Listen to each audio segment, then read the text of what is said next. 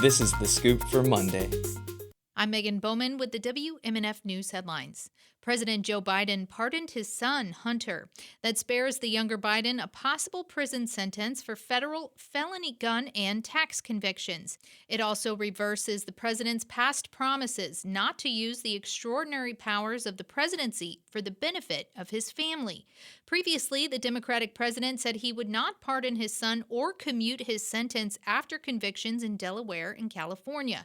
The move comes weeks before Hunter Biden was set to receive his punishment after his trial convictions and less than 2 months before President-elect Donald Trump is set to return to the White House.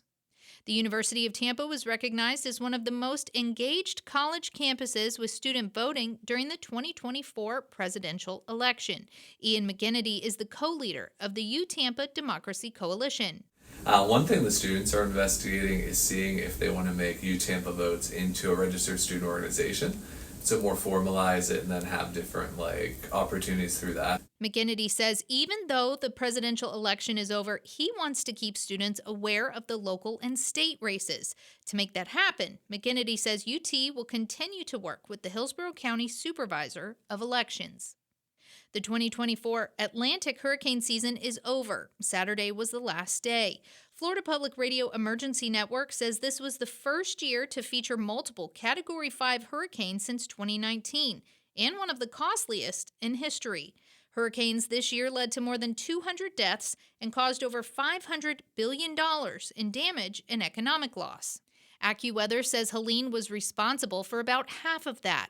The above-average season churned 18 named storms in the Atlantic. 11 became hurricanes and 5 strengthened into major hurricanes. While 2024 got off to a slow start, 3 back-to-back hurricanes hit the Florida Gulf Coast: Debbie, Helene, and Milton.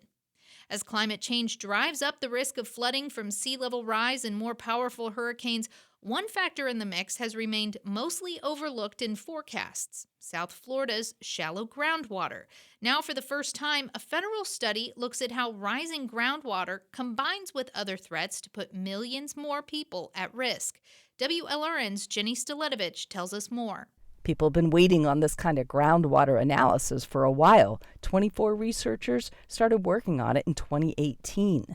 While we mostly think of high tide flooding as the biggest risk from sea level rise, the new study by the U.S. Geological Survey found rising groundwater fueled by sea rise is just as bad, if not worse.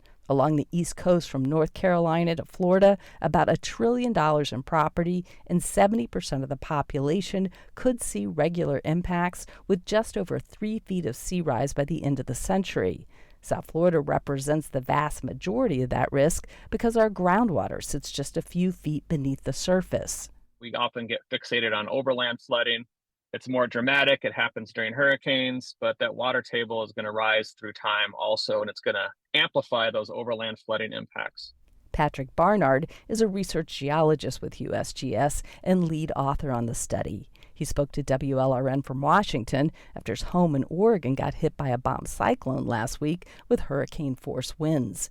He says South Florida is already seeing the impacts from rising groundwater, including failing septic tanks and western neighborhoods that flood more frequently. So more rainfall equals a higher water table, higher sea level equals a higher water table. And so we're trying to understand, looking forward, as sea level rises, how will that water table respond as well? Understanding that means that South Florida will not just need to buffer its coast, but think about how it lives far from the beach as well. I'm Jenny Staletovich in Miami. Meanwhile, the top United Nations court will take up the largest case in its history today. It opens 2 weeks of hearings into what countries worldwide are legally required to do to combat climate change and help vulnerable nations fight its devastating impacts. Island nations who fear they could simply disappear under rising waters have lobbied for years for such a court case.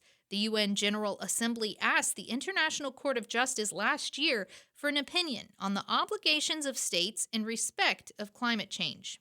The National Weather Service says sunny skies today with a high around 67. Overnight temps are expected to drop to the low 40s over the next few days. I'm Megan Bowman with the WMNF News headlines. This is The Scoop, recorded at WMNF Tampa.